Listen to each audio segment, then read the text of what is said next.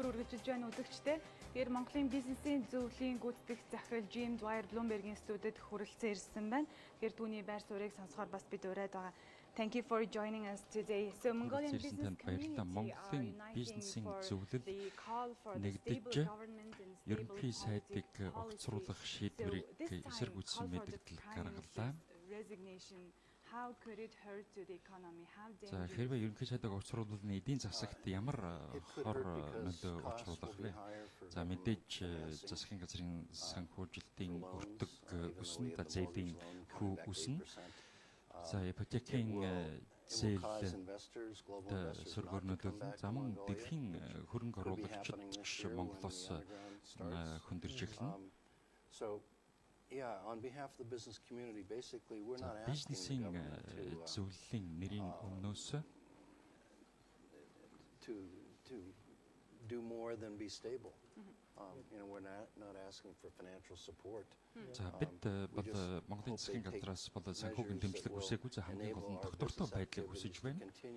За бизнесийн үйл ажиллагаа одоо урьдчилан таах боломжтой үргэлжлэх ёстой гэж бид үзэж байгаа. Ерөнхий сайдыг огцруулах шаарддаг. За оюу толгойн талд уурхайн бүтээн байгуул санхүүжилтийн төлөвлөгөөнд гар үсэг зурсантай холбогдуулан тайлбарлаж байгааг та хэрхэн үзэж байгаа вэ? За энэ бол үнэхээр харамсалтай үзэгдэл. За бид энэ гэрээг байгуулахын тулд 10 жил болсон. За хэд 5-аас 6-7 тэрбум долларын хөрөнгө оруулалт хийж оюу толгойн талд уурхайг дараагийн үе чатанд нь гаргах боломж бүрдэж, за мөн үүнийг дагаад олон ажлын байр бий болох боломжтой. За гэтэл улс төрийн шалтгаанаар ийм байдлаар хандсан бол харамсалтай юм аа. US dollar notes to be issued by the government. So what's your take on that? Well, some people are on a roadshow now and they need to raise maybe 500 million more. 500 сая доллар нэмэлт хөрөнгө босгох шаардлагатай байгаа. За 2012 онд Чингис бондыг Монголын засгийн газар гаргасан. In fact, some investors are saying that this За зарим хөрөнгө оруулагчид хэрвээ ерөнхий сайдыг огцруулбал за шинэ бондын хувьд хөрөнгө оруулахгүй гэсэн байр суурьтай байгаа. За гэхдээ 2012 оны бондтой харьцуулбал засгийн газрыг огцруулсан тохиолдолд илүү өндөр өртөгтэй болно. Тийм учраас доктортой байдлыг хадгалах нь чухал. About the economic and political volatile situation, how can it hurt the эдийн засаг болоод улс төрийн тогтворгүй байдал. За Монголын засгийн газрын бондын зээлжих зэрэглэлд хэрхэн нөлөөлөх вэ? За бид бол зэрэглэл тогтоодог агентлаг Тэг одоохондоо үзээгүй байгаа. За 2012 онд 4 орчим хүүтэй байсан. 5 жилийн бондын хүү 5% байсан. За гэтэл өнөөдөр 10% байгаа. Ингэснээр жил болгон 30 сая долларын илүү хүү төлнө гэсэн үг. Ингэснээр бол зээлийн өртөг эрс өсөх магадлалтай. За хэрвээ засгийн газар доктортой байх юм бол үүний зөвхөн талаар өсөх магадлалтай.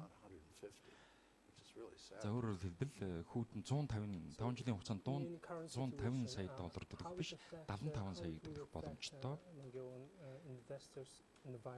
За мөн хэрвээ ерөнхий сайдыг орчуулбал энэ нь хөрөнгө оруулалтын орчинд яаж нөлөөлөх вэ?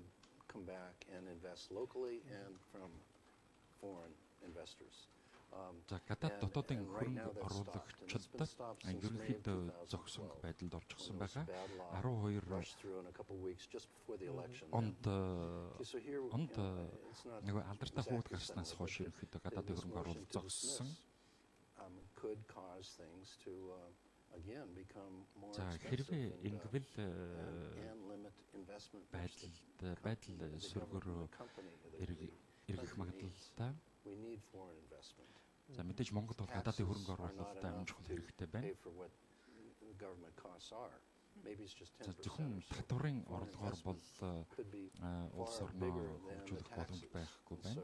Тийм учраас гадаадын хөрөнгө оруулалт бол Монголд маш чухал гэдгийг хэлмээр байна.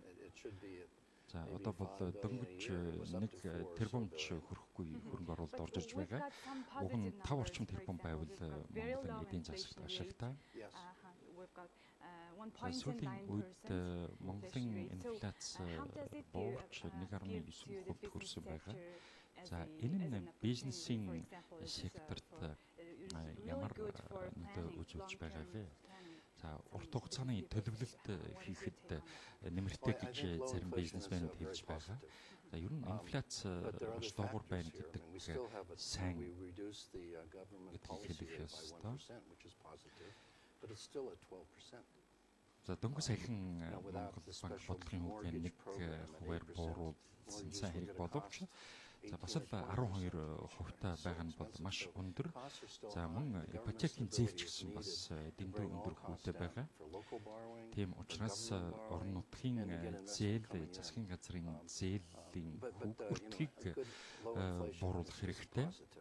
Ингэснээр гадаадын хөрөнгө оруулагчдыг татна. За ер нь инфляц эрс буурна гэдэг бол чухал боловч хамгийн гол нь засгийн газар тогтвортой байх нь чухлаа. Студид Монголын бизнесийн зөвлөлийн гүйцэтгэл захирал JimD хүрэлцэн ирж улс төрийн тогтворгүй байдлаас эдийн засагт ямар нөлөө үзүүлж болох тухай ярилцлаа. За Азербайджанд үйл ажиллагаа явуулдаг 4 арилжааны банкны үйл ажиллагаа өнөөдрөөс зогссон байна. Энэ талаар